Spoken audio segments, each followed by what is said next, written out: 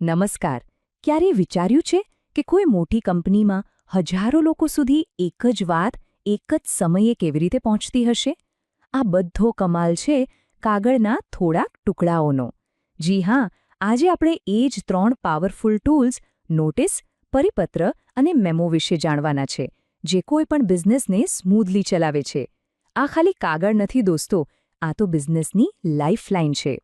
તો આજે આપણે શું જોવાના છીએ? સૌથી પહેલાં તો આ બધું આટલું ઇમ્પોર્ટન્ટ કેમ છે સમજીશું. પછી નોટિસ, પરિપત્ર અને મેમો આ ત્રણેયની અંદર જઈને બરાબર જાણીશું. અને છેલ્લે આ બધું પ્રેક્ટિકલી કઈ રીતે કામ કરે છે એ પણ જોઈશું. તો બસ તૈયાર થઈ જાઓ. આપણે સીધા શું અને કેવી રીતે પર કૂદી પડીએ એ પહેલાં 1 મિનિટ. સૌથી મોટો સવાલ તો એ છે કે શા માટે આ બધી માથાકૂટ કરવાની જરૂર જ શું છે? વેલ, આ કોઈ ખાલી ફોર્મેલિટી નથી, પણ એક સફળ બિઝનેસનો એકદમ મજબૂત પાયો છે. તમે એને કંપનીની નર્વસ સિસ્ટમ સમજી લો, બરાબર? આંતરવિભાગીય પત્રવ્યવહાર એટલે એવી રીત જેનાથી કંપનીનું મગજ એટલે કે હેડ ઓફિસ એના શરીરના અલગ અલગ ભાગો મતલબ કે બ્રાન્ચ અને ડિપાર્ટમેન્ટ સાથે વાત કરે છે. આનાથી એ પાક્કું થાય છે કે બધા એક જ પેજ પર છે અને સાચી દિશામાં કામ કરી રહ્યા છે. પણ સવાલ એ છે કે બધું લખવું જ કેમ? મોઢે કેમ નહીં? કારણ કે જો બોલેલા શબ્દો તો હવામાં ઉડી જાય, પણ લખેલું કાયમ રહે છે.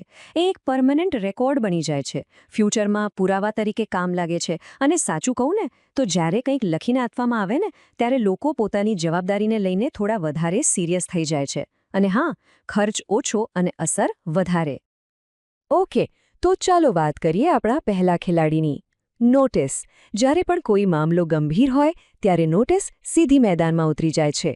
એમ સમજી લો કે આ ઓફિશિયલ અને ફોર્મલ જાહેરાતો માટેનું સૌથી મોટું હથિયાર છે. એકદમ સિમ્પલ શબ્દોમાં કહું તો નોટિસ એકદમ ચોક્કસ અને ઓફિશિયલ હોય છે.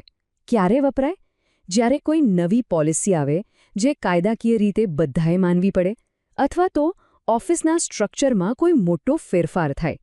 ટૂંકમાં આ એટલા માટે છે કે દરેકને સત્તાવાર રીતે ખબર પડે કે ભાઈ આ થઈ રહ્યું છે. તો પછી નોટિસનું મુખ્ય કામ શું છે? જુઓ, એ નિયમોનું પાલન કરાવે છે. કોઈ ફેરફાર થયો હોય તો એની જાણ કરે છે અને એકદમ ક્લિયર કરે છે કે કોણે, શું, ક્યારે અને કેવી રીતે કરવાનું છે. આ બધું જ કંપનીમાં એક સિસ્ટમ અને ડિસિપ્લિન જાળવી રાખવા માટે છે. ચાલો, હવે મળીએ નોટિસના થોડા ઓછા ફોર્મલ ભાઈ, એટલે કે પરિપત્રને.